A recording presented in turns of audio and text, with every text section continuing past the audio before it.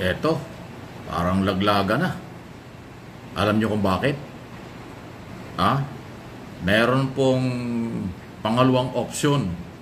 Merong pinaplano ang Duterte 7 na mga senador na kung ayaw ni Escudero, kung hindi pwede si Escudero, maglalagay sila ng sariling kandidato or gusto nilang maging Senate President.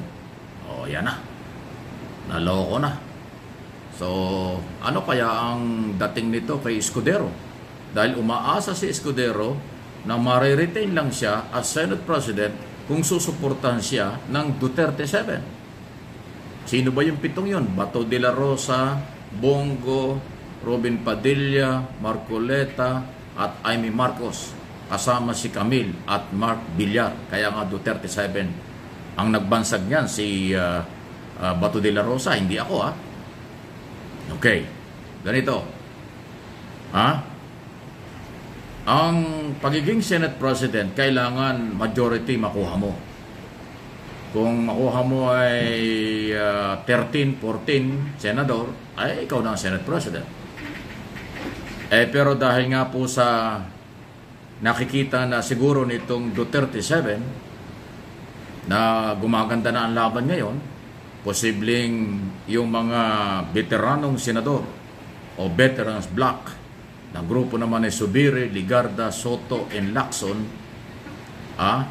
ay makarecruit ng ibang mga senador para pantapat kay Escudero. Pero dahil sa ang nakikita at paniniwala ng Duterte 7, ayaw nilang samahan yung mga sa tingin nila ay hindi kakampi nila, hindi sasama sa kanila tungkol sa paglaban nila na isalba si Sara Duterte sa impeachment. Kaya kung hindi makukuha ni Escudero ang Senate presidency, dahil nga tumataas na ang bilang ng kabilang grupo, abay nagbabalak po itong grupo ni Bato de la Rosa maglagay ng kanilang kandidato. Either is Marcoleta raw or Amy Marcos. Anong ibig sabihin nito? Inilalaglag na nila si Escudero? Ayaw na nilang tulungan si Escudero? O nakikita na nitong Duterte Senador na mahina na ang leadership ni Escudero? O baka naman nakikita nilang naglalaro lang si Escudero o ginagamit sila, pero pagdating ng trial at butuhan, magiging anti-Sara din ito? In other words, hindi sila sigurado sa pagiging kung ano ang katapatan ng kanilang gustong maging Senate President. Abay, matindi ang galaw, tayo naman dito sa media at social media ay nag-oobserba lang kung ano ang kailang gagawin.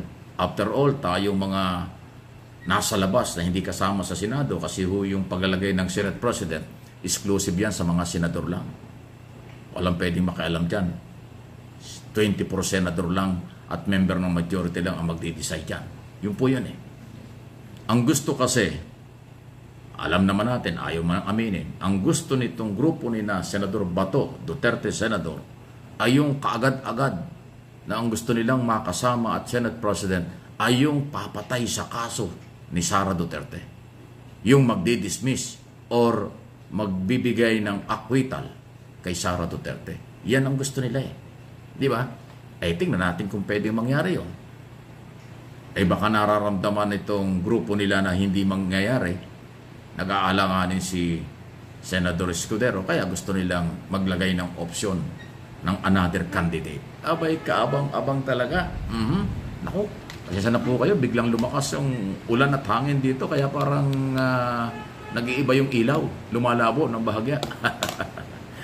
Talaga hong happy weekend sa atin. May typhoon cruising dito sa Pilipinas at Luzon at Metro Manila. Kaya po kumukutitap yung ating lights at saka malakas na dinig nyo. May mga pag-ulan-ulan pa. Anyway, malinaw po kayong pwede makapag-react, comment dito sa isyong ito. Sunod na ating pag-usapan naman ay itong, alam mo na, ang incoming SONA, State of the Nation Address, hindi natin alam kung anong laman yan. Pero siyempre lahat tayo umaasa na yung importanteng kailangan natin ay sana'y ating madinig. Kasi pagka po State of the Nation Address, nagiging priority yan. Halimbawa, proposed bill, unahin yon. O kaya yung talagang programa ng gobyerno ni Pangulong Marcos, ay yun ang gagawin sa susunod na isang taon. Kasi ang SONA, ano ang ginawa mo sa nakaraang taon at ano ang gagawin mo sa susunod na taon. Ayan. Pero exclusive sa presidente yan at buong executive department kung anong laman ng State of the Nation Address. Hindi natin pwedeng pangunahan. May mga sapantaha lang. Pagpapalakas ng ekonomiya, pagpapalakas ng security, at tungkol sa education, tungkol sa health, at marami pang iba. Pero sana nga, isama, tama yung panawagan ni Senador Rapi Tulfo, sana isama talaga yung total ban sa online gambling. Hindi pwedeng regulate yan eh. Dapat total ban. Pasintabi na ho yun ang hanap buhay kasi ho, hindi nila kontrol eh. Ang mga sumasali dyan, ng mga minor de edad, kabataang na-addict na po sa online gambling. Nasisira ang pag-aaral, nauubos ang pera, pati mga OFW nababawasan ang kailang padalang pera sa kailang pamilya dahil napapasugal online gambling. So sana nga po ay pag sinabi kasi ng Pangulo total ban, itigil, ay mabilis pong mangyayari yan katulad dun sa Pogo, di ba dun sa nakaraang SONA, sabi niya itigil, stop na ang Pogo, stop talaga hanggang sa December 30 dahil yun ang permit na nakuha. After December 30 wala nang Pogo. Yan ang dapat gawin. Kaya matapang na liderato yan. At nangyari. Ito, kung stop or total ban ng online gambling, talagang titigil yan. Kasi pag inutos ng Pangulo at sinamit sa State of the Nation Address, SONA, ay lahat ng mga Cabinet Secretary, PNP at Law Enforcement Agency susunod. Hindi naman kailangan ng batas para ipatigil yan eh. Yung Pogo nga, order lang na ipatigil eh. Ito pa kayang online gambling. Kasi nga ho, marami na hong nasisira. Totoo yun. Delikado yan. Patuloy natataas ang bilang na ma-addict sa online gambling, masisira ang kabataan, masisira ang pamilya, nasisira ang buhay ng mga OFW at marami pang iba. Dahil kahit saan ka nandoon, pwede kang sumali sa online gambling. Nasa bahay, nasa eskwela, habang iba nga nagmamaneho, grabe. Yung iba habang nagmamaneho, naka-online dahil mayroong inaabangan online gambling. Delikado yan, nagmamaneho. Ganon pong katalamak na.